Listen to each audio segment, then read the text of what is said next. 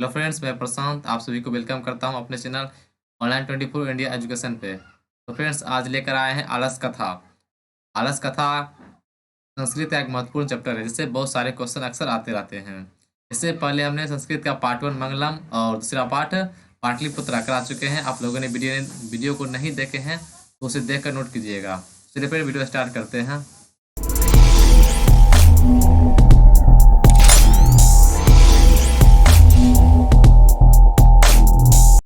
चलिए फ्रेंड्स, आने शुरू करते हैं। यह पाठ विद्यापति रचित कथा ग्रंथ पुरुष परीक्षा नामक ग्रंथ का अंश विशेष है।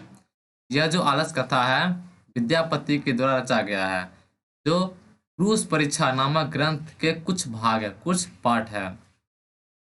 पुरुष परीक्षा सरल संस्कृत भाषा में कथा के रूप में विभिन्न मानव गुणों के महत्व का वर्णन किया गया है। इस पाठ में पुरुष परीक्षा के बारे में मनुष्य के जो गुण होते हैं, महत्वपूर्ण गुण, उसके बारे में वर्णन किया गया है और दोषों को दूर करने की शिक्षा दी गई और पुरुषों के अंदर जो दोष अवगुण होते हैं उन्हें दूर करने का उपाय इसमें दिया गया, शिक्षा दी गई है। विद्यापति लोकप्रिय मैथिली कवि। विद्यापति कैसे कवि थे?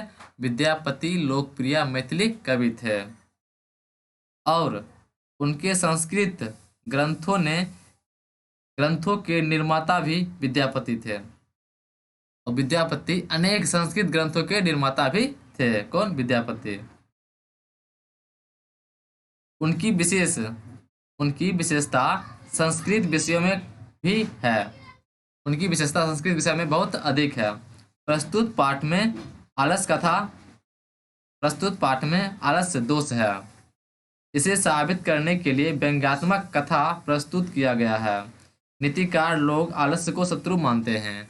जो अच्छे व्यक्ति होते हैं वे आलस्य को शत्रु के समान समझते हैं। आगे कहा गया है, मिथिला में वृषवर नामक मंत्री थे।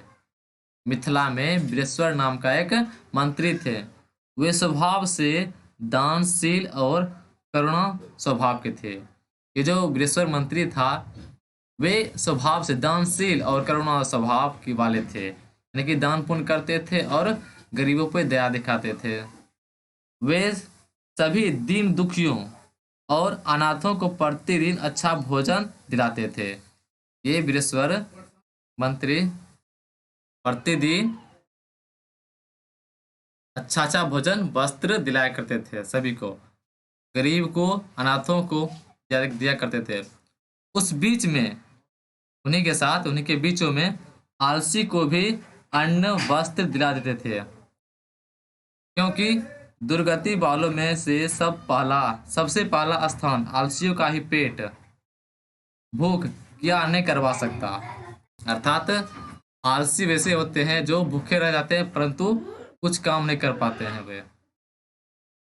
इसके बाद आलसी व्यक्तियों को वहां खूब धन लाभ सुनकर बहुत से तोंद लोग बढ़ गए। मतलब कि तोंद का मतलब हुआ वैसे आलसी व्यक्ति जो आलसी नहीं है पर आलसी का ढंग लाद कर अच्छे वस्त्र और भोजन मिलने की वजह से वे वहां पर जमा होने लगे, क्योंकि सुविधाजनक स्थिति को देखकर सभी लोग उसके प्रति प्राप्त करना चाहते हैं। मतलब सुविधा को देखकर उसे सभी लोग प्राप्त करना चाहते हैं, क्योंकि स्वजाति के सुख को देखकर कौन जीव उसकी ओर नहीं दौड़ पड़ता है। यानी कि कोई भी वस्तु फ्री में बढ़ रहा हो तो उसे कौन नहीं लेना चाहेगा, यही कहना चाहता है।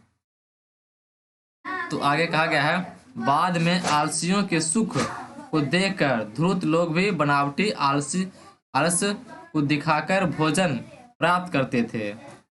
उसके बाद आलसी के घर बहुत द्रव्य खर्च होते देखकर राजपुरुषों के द्वारा विचार किया गया, यदि वह बुद्धि और करुणा से केवल आलसियों लोगों को मलिक वस्तु देते हैं, कपट से अन आलसी भी ग्रहण करते हैं। अर्थात बहुत से धन खर्च होने लगे उन आलसियों के प्रति, क्योंकि उस बीच आलसी के साथ साथ धूर्त लोग भी आने लगे, जिससे उस राज का खर्च बढ़ता चला गया। तो मंत्री ने सोचा यदि हम यदि हम इस पर ध्यान नहीं देते हैं तो यह भी हमारा आलस्य है। यदि ऐसा हो तो आलसियों लोगों की परीक्षा करता हूँ। फिर मंत्री ने आलसियों की परीक्षा लेनी सोची। ऐसा विचार कर सोए हुए आलसियों के घर में वह पुरुष आग लगाकर बैठ गए। मतलब कि जहाँ पे आलसी लोग और अनालसी लोग, गरीब लोग सोए हुए थे, वहां पे आग लगाकर बैठ गए। इसके बाद घर में लगे आग को बढ़ते देखकर सभी धूर्त लोग भाग गए। यानी कि जो अनालसी थे वे सब भाग गए और जो गरीब थे वो भी भाग गए। इसके बाद कुछ आलसी लोग भी भाग गए, कुछ आलसी जो थे वो भी भाग गए। चार व्यक्ति वहीं सोए थे, चार व्यक्ति जो आलसी थे वो अभी भी सोए थे तथा परस्पर वार्तालाप कर रहे थे, आपस में बातें कर रहे थे। ध्यान से सुनिए, बहुत अच्छी बातें हैं। यहाँ से क्वेश्चन आते हैं। एक ने कपड़े से मुख ढककर बोला। चार आलसी में से एक आलसी ने कपड़े से मुख ढककर बोला, अरे हल्ला कैसा, अरे ये हल्ला कैसी, हल्ला कैसा। दूसरे ने कहा, लगता है कि इस घर में आग लग गई है। दूसरे व्यक्ति ने कहा, लगता है इस घर में आग लग गई है।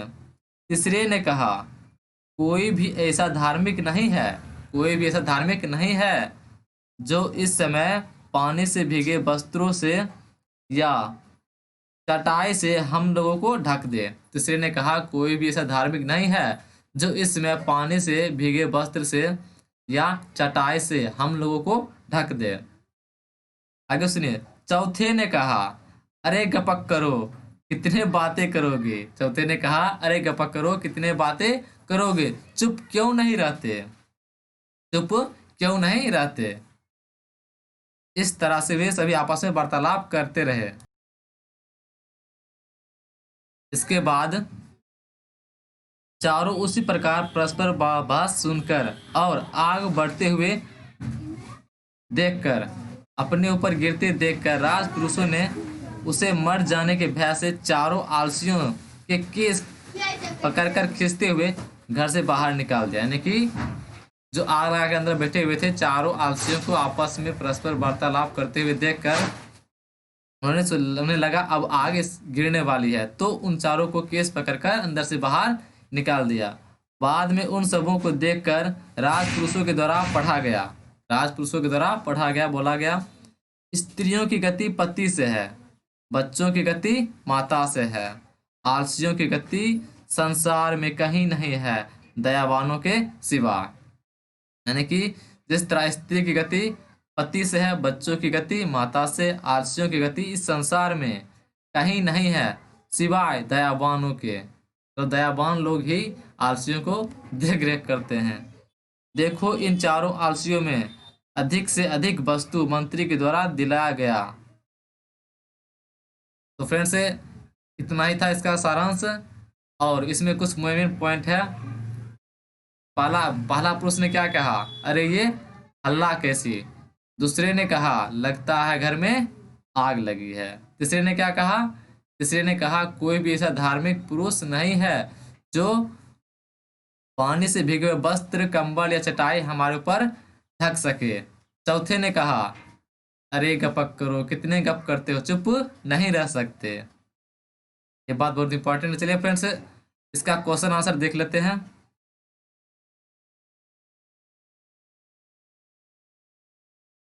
जो महत्वपूर्ण क्वेश्चन से देख लेते हैं।